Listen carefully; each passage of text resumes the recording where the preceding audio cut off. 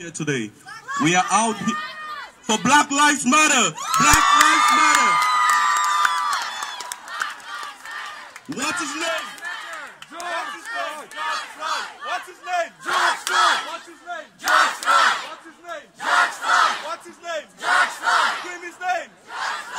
By now, we've all seen the photos from Black Lives Matter protests calling for the end of racism, sparked after the death of George Floyd at the hands of Minneapolis police on the 25th of May, 2020.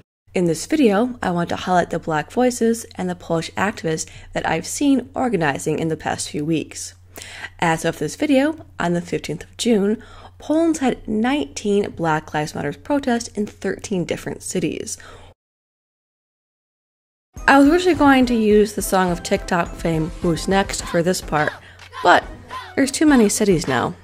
Warsaw, Krakow, Gdańsk, Poznań, Wrocław, Grudziądz, Szczecin, Białystok, Katowice, Zielona Góra, Koszalin, Toruń, and Bydgoszcz. Please keep in mind, this is not a complete list.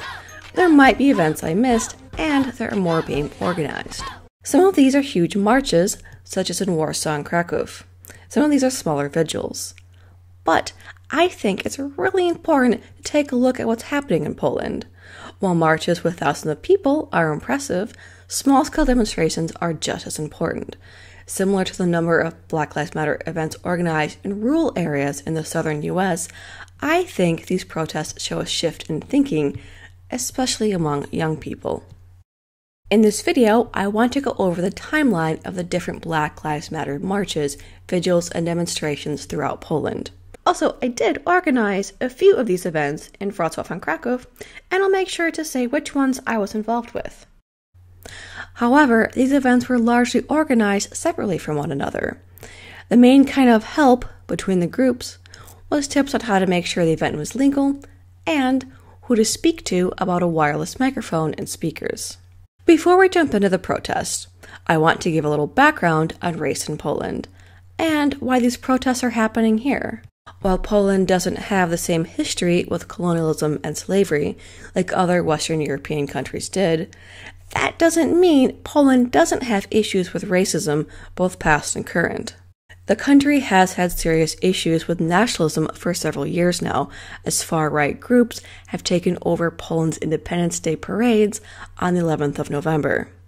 The nationalists are encouraged, in part, by the conservative right-wing ruling party, PiS, Prawo i Sprawiedliwość, or Peace and Justice in English. PiS has been openly hostile to immigrants, especially during the refugee crisis. To me, this has allowed casual racism to flourish in Poland. On a more general level, I think Polish society has been struggling with issues of identity around this issue. While Poland is largely white, there are Black Polish people. I have seen a lot of reflection across Polish social media, for example, the word Murzyn. It's a word that refers to Black people, and it's been criticized a lot recently for being pejorative and insulting. I admit I flinched when I saw this photo from a protest taken in Warsaw on the 4th of June, which reads, "Don't call me Murzyn."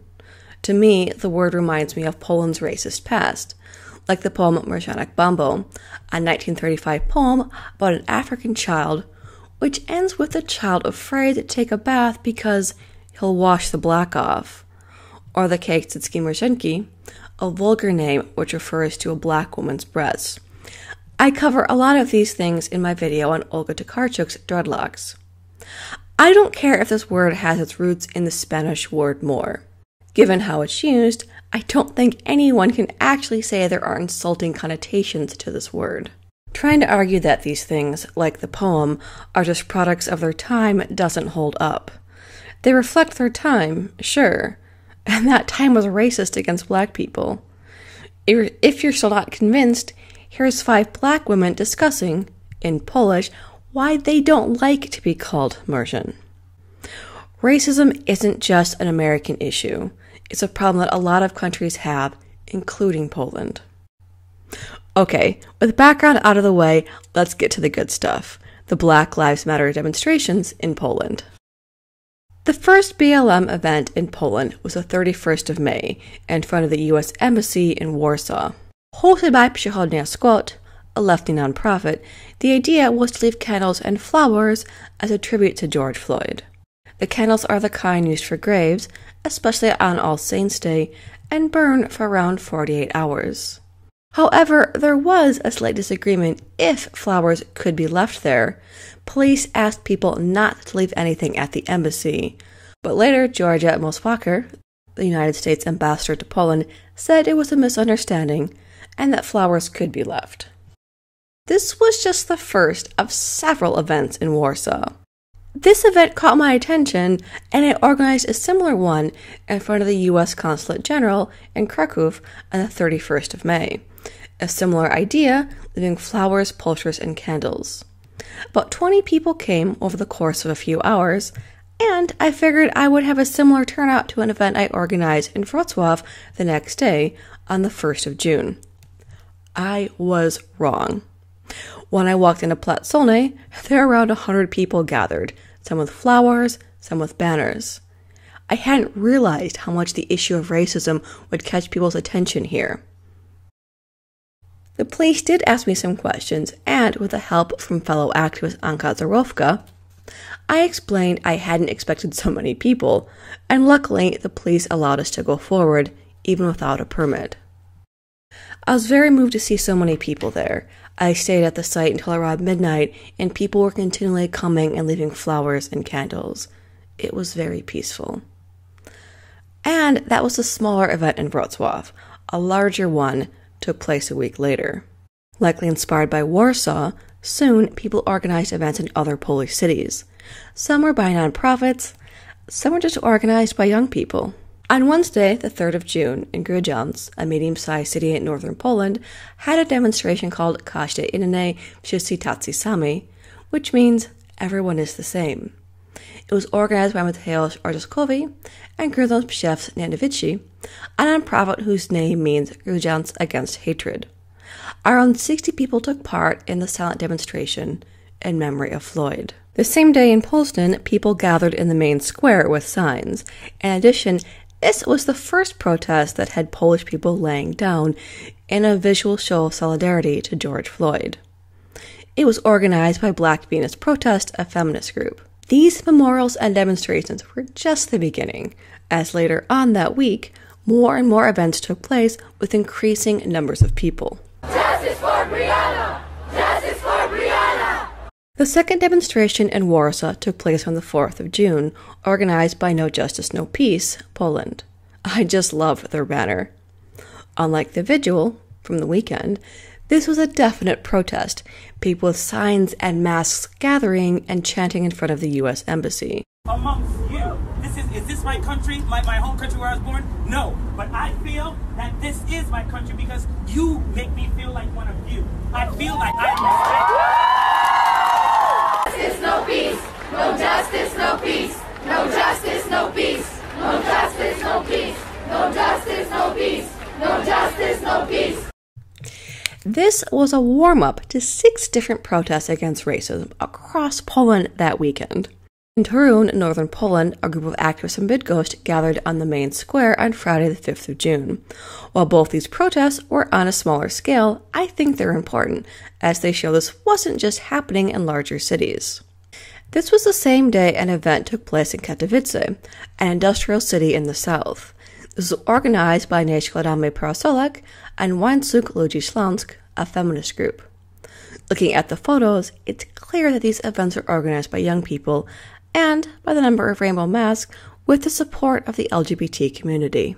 In Gdańsk, a demonstration took place on the 6th of June, hosted by Pomorski Protest Przeciwko Rasizmowi, which means protest against racism. It was also organized by Weronika Brylowska and Dagmara Szczęsmanska, and about 500 people came with signs in English and Polish, such as Nie mogę oddychać, which means I can't breathe in Polish.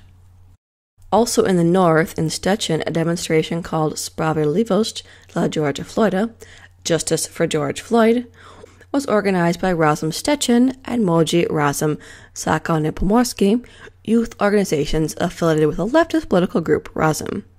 The event began near an overpass that had been defaced by Black Lives Matter graffiti, and the groups wanted to make clear it wasn't them, by cleaning it up. Around 200 people attended. Another northern city, Białystok, had a demonstration on the 6th of June, organized by Gabriela Przybylowska. This one really impressed me, as last summer Białystok made international headlines when it saw violent responses to its Pride March in July. That around 140 people gathered for a memorial in the town's main square is amazing, not to mention brave. In Wrocław, a march called Wszyscy Równi, which means everyone is equal, everyone is the same, drew around 150 people. We marched from the main square to Park Staromiejski to hear several speakers. I was there to take these photos, and I can attest to the police asking us to spread out and to keep our masks on. Honestly, I was okay with that. I think the crowd was as well. The event was organized by 4 young people, Felix Homa, Aleksandra Piechnik, Krystiana Wojcinski, and Ron Hubert.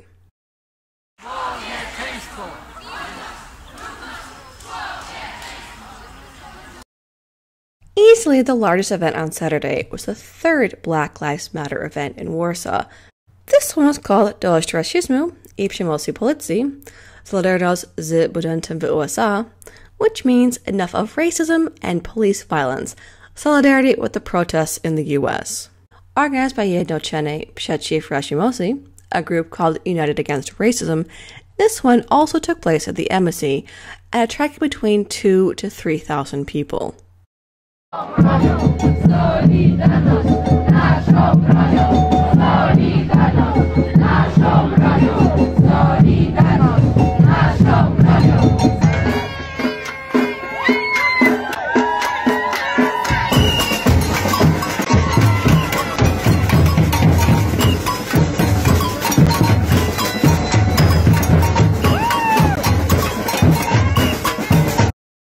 On Sunday, the 7th of June in Krakow, over 1,000 people marched around the main square before gathering in Mała Rynek to hear speeches from people of color.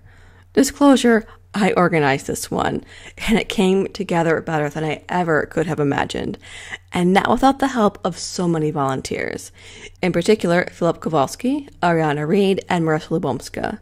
Marysia was amazing at organizing the crowd and getting a group of volunteers together. Special thanks to the people at Spółdzielnia Praktyki Wywaltowych for providing sound equipment to make this happen. To see so many Poles come together despite the pandemic and the rain, making it happen wasn't easy. To organize a public demonstration in Poland, you need to fill out a document and give it to the city at least 3 days before the event takes place. Also, the police were quite strict in Krakow regarding pandemic rules. We had to divide our march into groups of 150 people. This worked out to our advantage because it made counting easier, and we had 7 groups of at least 150. At the end of the march, we gathered in Mała Rynek. At the end of the video, I'll share some of the speeches in English and Polish from that day. Also, I was very touched as the display of flowers, photos, and candles was still at the consulate, and people were continually adding to it. The thousands in Warsaw and Krakow were not the end. In Toruń, a city north of Poznań, postponed their protest due to rain, but they did hold it in the main square on the 9th of June, organized by Toruńska Brigada Feministyczna. There are still events happening. There are 2 this weekend in Krakow and 1 in Koszalin. A second demonstration happened in Poznań on the 10th of June, and a march in Zielona Góra drew around 200 people. What I'm hopeful for is the momentum of this, to make real, lasting change. Maybe more people having uncomfortable conversations with racist relatives. Maybe people taking long looks at themselves. But the energy I've seen from these protests has been so powerful, I think we'll see some real positive changes. I said at the beginning that I want to amplify Black voices and Polish activists, so here are some of the speeches from the march in Krakow the 7th of June. They gave me goosebumps and made me think. And hopefully they'll do the same for you. Zgromadziliśmy się tutaj dzisiaj, bo kolejny raz policjant nie miał żadnego poważania dla życia czarnej osoby. Derek nie przejmował się prośbami George'a, którego dusił kolanem. Tym, że mężczyzna jest mordowany, nie przejmowali się też Tomasz, Aleksander i Toruń, którzy nie reagowali na to, co robili. Konsekwencji nie chciano na początku wyciągnąć. Tak jak kuria w Polsce, w przypadku pedofila. I policja najchętniej.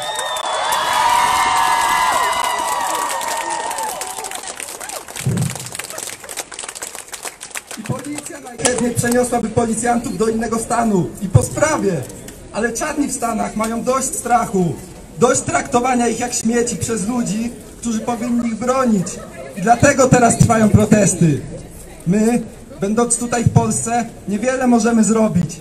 Nie wywrzemy żadnej znaczącej presji na rządzących w USA. Nie damy znaczącego wsparcia finansowego, bo przecież wiemy, jak złoty stoi do dolara. Ale mamy też w Polsce swój problem z rasizmem i z policją.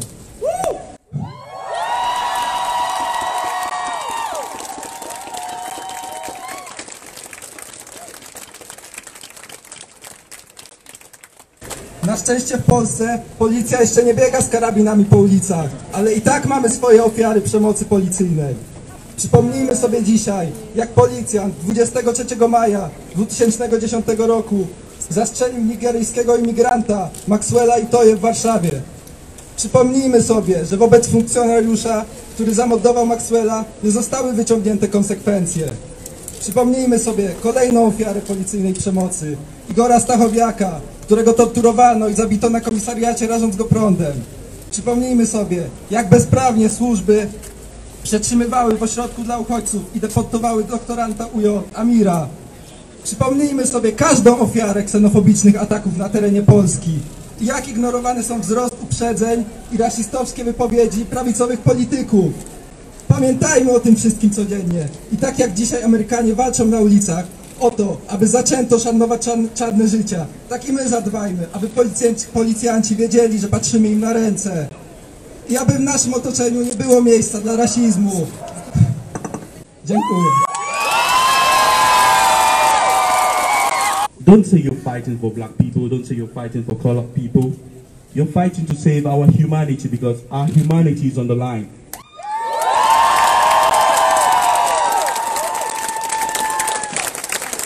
We defy the rain today, we defy the pandemic, the coronavirus pandemic, we defy the rain. Why? Because there is a bigger pandemic amongst us. Racism. It's killing us. I mean, as human beings, we fight to save, we value diversity. We fight to save endangered species. When some iguanas are dying somewhere, we're fighting for them. But what more of our own species? We're killing one side of our species. We're killing black people. We're killing colored people for nothing. We're all pink and stinking in the inside. Like, we're going to die someday. We're all going to be judged. And today we're out. Like, today we are the jury. We are the judge and jury for racism. I'm really glad we're out here today. And thank you all for coming out. Again, what's his name? What's his name? What's his name? Say his name. There's beauty in diversity, people. Keep it up. Imagine a man breaks into your home, enters your parents' bedroom, kills your father, rapes and stabs your mother, enters your baby sister's room and throws her out the window, goes into your brother's room and ships him to a foreign land he knows nothing of, not to become a lawyer, not to become an entrepreneur, no, to become a slave. Imagine. Imagine your brother is left to know that his history begins in chains, that the black man was born in shackles on necks and ankles. Imagine. Imagine waking up every single morning and seeing strange fruit hanging from a tree. Imagine seeing your brothers and sisters hanging from trees. Imagine. Imagine you yourself in this house with this man who has now proceeded to eat every single thing inside your house. And you seek refuge from your neighbors, only to realize that this man and his friends have also looted their houses and have also killed your neighbors. I want you to imagine walking outside of your house and being seen as an object of sexual pleasure, being afraid of your womanhood. I want you to imagine. I want you to imagine that this same man, qui parlait en français, goes to his house and asks you to pay reparations to him for killing your family, destroying your house. Can you imagine? And now can you imagine this same man tells you you cannot be angry, This same man tells you, no, calm down. Excuse me, I will not calm down. Because to this man, he is left to imagine. And that is the privilege. It is the privilege of imagination. But for people who look like me, it is my reality. It is a nightmare. I am proud of my blackness.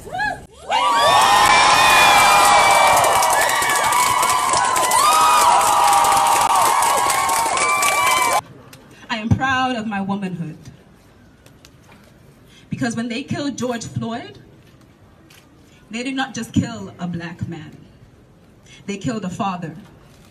They killed a brother. They killed an uncle.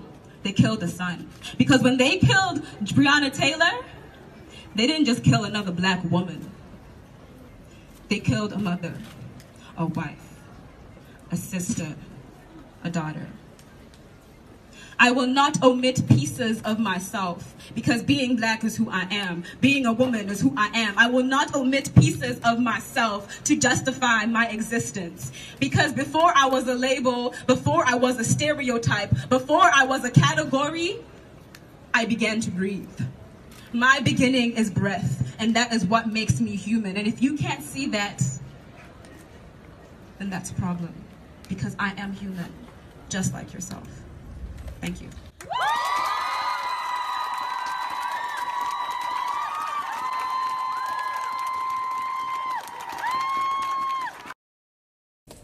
I want you all to realize that the fight does not end here. It did not end with your Instagram posts, and it does not end with your black friends. The conversation needs to continue to happen. The conversation needs to continue to happen in your homes, in your friendship circles, in your businesses, in your schools. You need to look within yourselves and see your privilege or where you are lacking. We are all the same, and yet we are all different, and that is so, so beautiful. I look amongst all of you right now, so many different people, but they're also beautiful, and also strong, and also courageous. Because I cannot make a change for black people on my own. I need all of you. I need everyone to stand with me.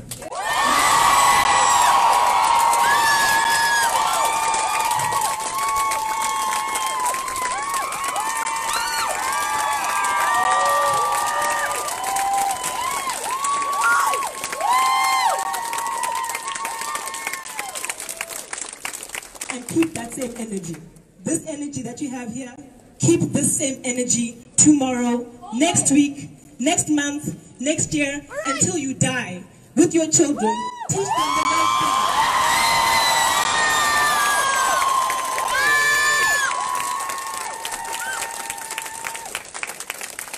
thing. And what I see before me right now is the future. The future is bright because I see love, and love fixes everything.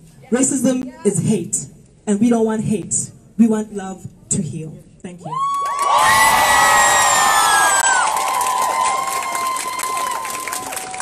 Słyszeliście i słyszałyście o 13. poprawce do Konstytucji USA?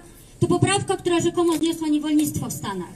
Rzekomo, bo przecież wiemy, że prawo stanowione funkcjonuje przede wszystkim w dwóch wymiarach. Po pierwsze, jest pretekstem do przemocy i wyzysku dokonywanych na grupach dyskryminowanych, najbiedniejszych i wykluczanych.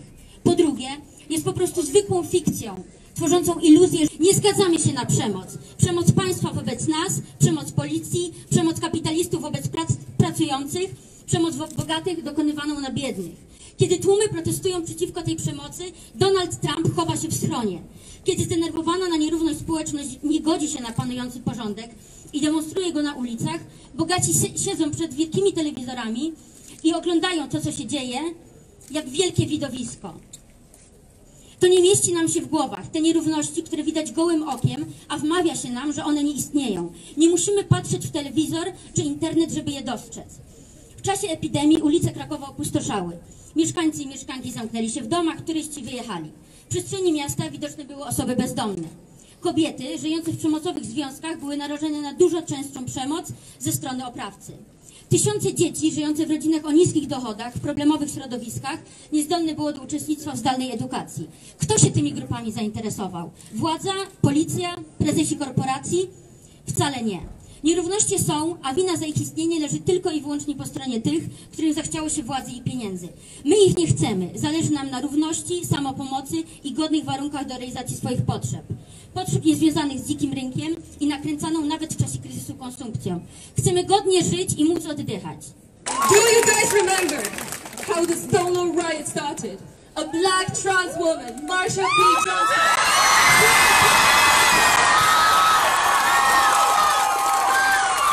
She put a brick at a cup, and that's how we were crying.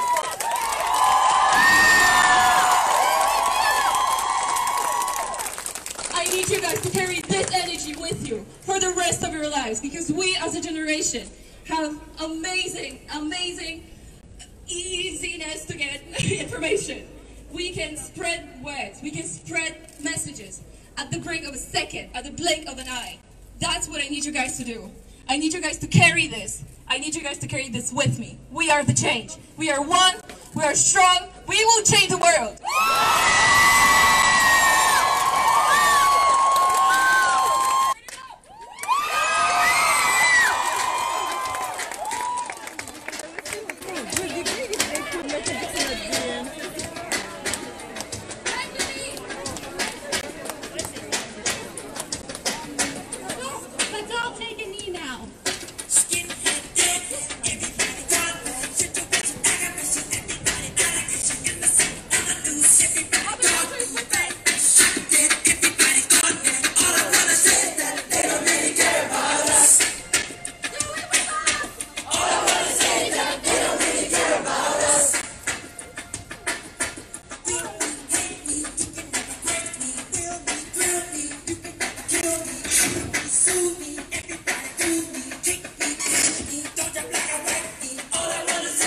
They don't really care about